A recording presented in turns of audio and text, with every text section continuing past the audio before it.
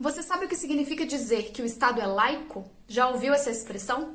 Um país é considerado laico quando as regras que orientam aquele povo são dissociadas de quaisquer dogmas ou crenças religiosas. Ou seja, em um Estado laico, a regra é a liberdade religiosa. Os cidadãos podem escolher se querem professar uma religião, qual religião querem professar ou ainda, se não querem professar religião nenhuma. Essa nem sempre foi a regra por aqui. Na época do Império, o Brasil tinha uma religião oficial. A política brasileira era integrada pelo Estado e pela Igreja Católica. A Constituição Imperial de 1824, que foi outorgada por Dom Pedro I após a proclamação da independência do Brasil, dizia expressamente que a religião católica apostólica romana continuava sendo a religião do Império e que todas as outras religiões seriam permitidas, mas desde que o culto fosse doméstico, ou seja, não podia ter templos de outras religiões. A profissão de fé que não fosse católica só poderia acontecer de forma particular. Só com a República, em 1889, é que a gente separou religião e Estado. A Constituição de 1891 determinava que nenhuma religião teria relação de dependência ou aliança com o governo da União ou dos Estados. A nossa Constituição atual traz a liberdade religiosa como um dos direitos fundamentais garantidos a todos os brasileiros. Já ouviram falar do artigo 5º, né? É nesse artigo que está escrito que a liberdade de consciência e de crença é inviolável e que o Estado brasileiro garante o livre exercício dos cultos religiosos. Mas se o Brasil não tem religião oficial, se o Brasil respeita a escolha do indivíduo que é católico, evangélico, espírita, budista, metodista, umbandista ou até ateu, será que é legítimo que as pessoas que representam o Estado, quando no exercício de sua função, expressem seus valores religiosos? Vamos falar sobre religião? Vamos falar sobre política? Então vai lá, pega um cafezinho e chega aqui pertinho pra gente conversar.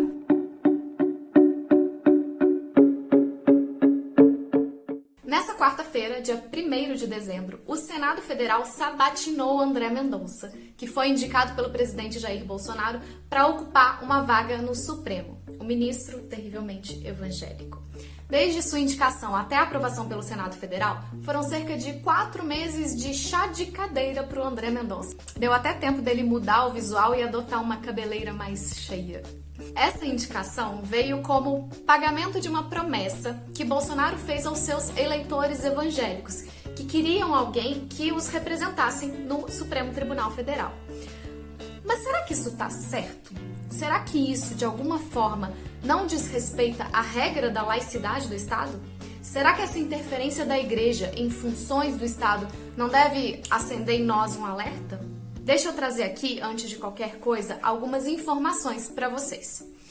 Para ser ministro do STF, a Constituição coloca os seguintes requisitos.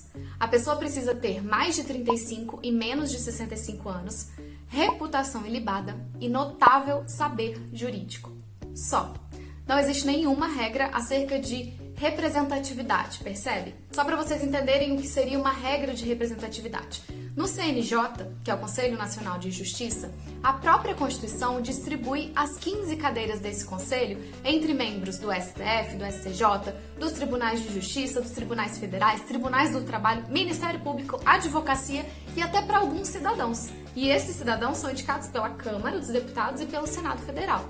Percebem como é exigida na composição desse conselho a representatividade de órgãos diferentes?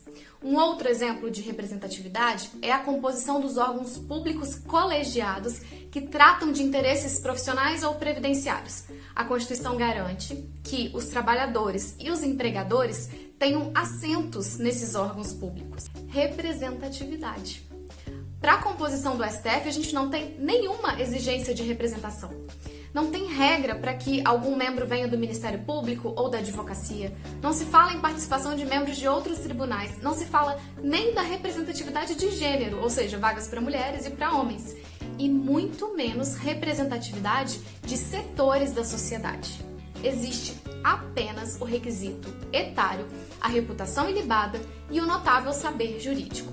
Uma outra coisa que vocês precisam saber é que a função do STF é a de guardião da Constituição Federal, o que significa que ele deve zelar para que a nossa Constituição seja respeitada, para que os princípios que estão escritos lá, que são os fundamentos, a base da nossa sociedade, sejam cumpridos pela sociedade e pelo Estado.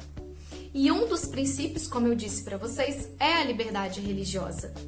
O STF, que é o órgão de cúpula do Poder Judiciário, possui então uma função técnica. Não é como a Câmara dos Deputados, por exemplo, em que os representantes do povo são eleitos para lutar pelos valores ideológicos que eles defendem. No STF não deve existir ideologia, deve existir defesa técnica do ordenamento jurídico. Se não existe nenhuma exigência de representatividade, se a função do STF é técnica, é jurídica e principalmente se o nosso Estado brasileiro é um Estado laico, por que a gente aceitou toda essa demonstração de vínculo religioso entre o ministro do STF e a religião evangélica, uma dentre várias que existem no nosso país? No dia anterior à sabatina do agora ministro André Mendonça, o Bolsonaro deu um jantar no Palácio do Planalto com a presença de vários políticos evangélicos para demonstrar apoio ao ministro André Mendonça. Eles cantaram o hino evangélico, oraram, a primeira-dama chegou a chorar. Mendonça se emocionou, dizendo que alguns pastores tinham feito uma corrente de oração para ele no Monte Roraima e que isso significava que a necessidade pela sua aprovação tinha virado uma comoção nacional. Nos bastidores do Senado, o eleitorado evangélico foi usado como moeda de troca para garantir que a indicação do André Mendonça fosse aprovada pelos senadores. Teve lobby com voto de evangélicos, como se os evangélicos, as pessoas que professam essa religião, não tivessem opinião própria e eles votassem em bloco em quem o pastor ou o bispo dissesse para votar. E vocês devem se lembrar que o Bolsonaro disse que, caso o André Mendonça fosse aprovado e ocupasse a cadeira no STF, ele tinha firmado um compromisso de iniciar e findar toda a sessão com uma oração. O ministro evangélico, quando sabatinado, se esquivou de demonstrar qualquer posicionamento que pudesse ser influenciado por sua visão religiosa. Ele disse que defenderia o Estado laico, disse expressamente isso. Ainda usou uma frase de efeito, dessas que se tornam manchete de jornal e tentam passar alguma credibilidade. Ele falou assim: na vida, a Bíblia, no STF, a Constituição. Ele se compromete mesmo com o sentido dessa frase, eu não sei dizer, mas deveria. Porque o único compromisso ideológico que o STF tem é com os valores consagrados na Constituição Federal. E a gente não deveria admitir que houvesse uma pressão tão grande para aprovar a indicação de um ministro que parece ter sido escolhido somente por sua posição religiosa. Não combina com uma república, com um Estado democrático de direito, qualquer indicação de posicionamento religioso por parte de órgãos e pessoas do Estado. Admitir que o Estado passe a demonstrar apoio público quase oficial a uma determinada religião é abrir uma porta para que a liberdade daqueles que não professam aquela religião seja cerceada. Gostou do vídeo? Então não esquece de deixar o like, vem trocar uma ideia comigo nos comentários, porque esse assunto é muito polêmico, eu sei disso, e compartilha com seus amigos.